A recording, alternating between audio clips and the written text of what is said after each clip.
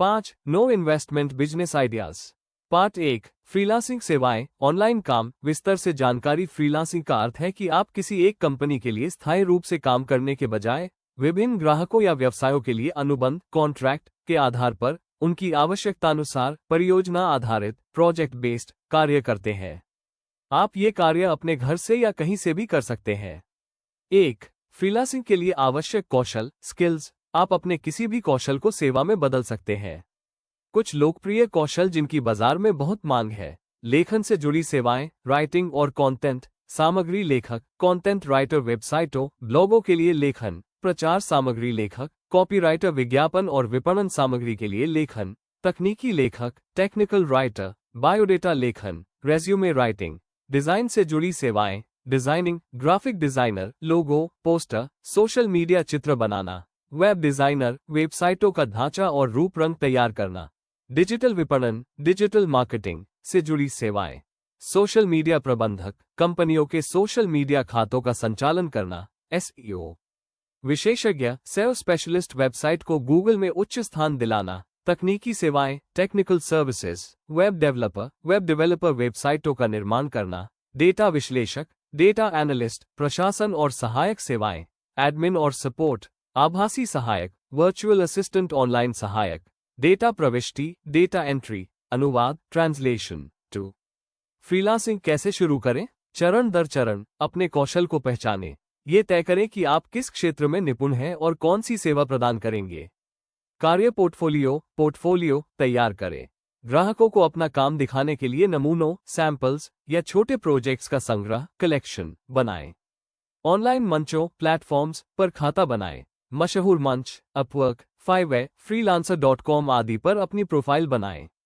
यहां आप अपनी सेवाओं की सूची बनाते हैं और ग्राहकों की परियोजनाओं पर बोली बिड लगाते हैं। संबंध बनाएं, नेटवर्किंग, अपनी सेवाओं के बारे में सोशल मीडिया, लिंक्डइन और अपने व्यक्तिगत संपर्क में लोगों को बताएं। पहले ग्राहक को ढूंढें। शुरुआत में छोटी परियोजनाओं से शुरू करें। आपका मुख्य लक्ष्य अच्छी रेटिंग और समीक्षाएं, रिव्यूज जमा करना होना चाहिए। गुणवत्ता पर ध्यान दें। हमेशा उच्च गुणवत्ता वाला काम समय पर वितरित करें। इससे आपको बार बार काम देने वाले ग्राहक रिपीट क्लाइंट्स मिलते हैं।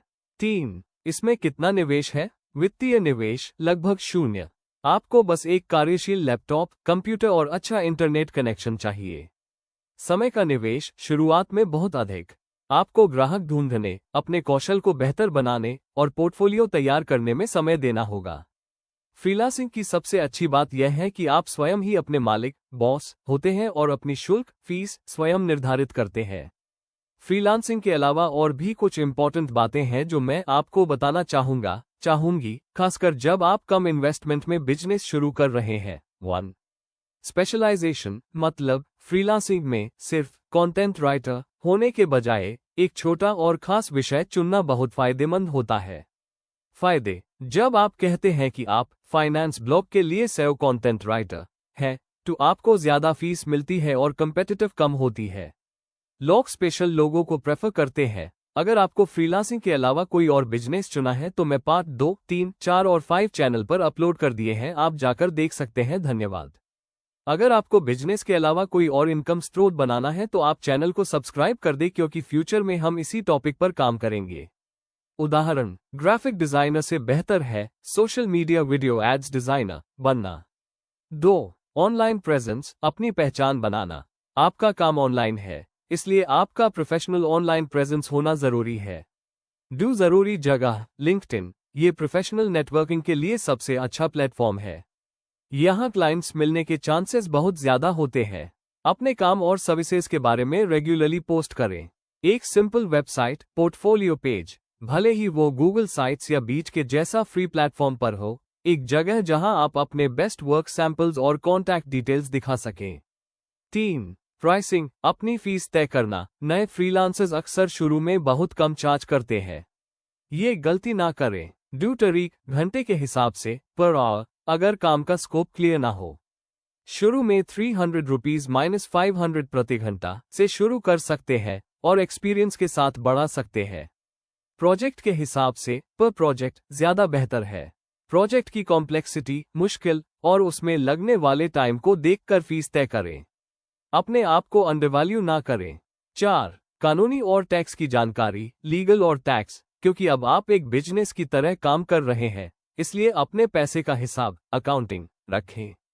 इनकम टैक्स, अगर आपकी सालाना आमदनी टैक्सेबल लिमिट से ज्यादा होती है तो income tax return hitter file करना जरूरी है। जीएसटी, शुरुआत में जरूरत नहीं होती, लेकिन एक लिमिट के बाद जीएसटी रजिस्ट्रेशन भी जरूरी हो सकता है। एक प्रोफेशनल सीए, चार्टर्ड अकाउंटेंट से सलाह लेना अच्छा रहेगा जब आपकी इनकम बढ़ जाए। 5. हमेशा सीखते रहना, कंटिन्यूअस लर्निंग। ऑनलाइन दुनिया बहुत तेजी से बदलती है। आज जो टूल्स और टेक्निक्स काम कर रहे हैं, कल शायद ना करें। नए स्किल्स जैसे AI tools, easy, chat GPT का इस्तेमाल अपने काम को बेहतर और तेज करने के लिए सीखते रहे। इससे आप मार्केट में कंपेटिटिव बने रहेंगे। ये सारे पहलू आपके फ्रीलांसिंग बिजनेस को सिर्फ शुरू ही नहीं, बल्कि आगे बढ़ने और सक्सीड होने में भी मदद करेंगे।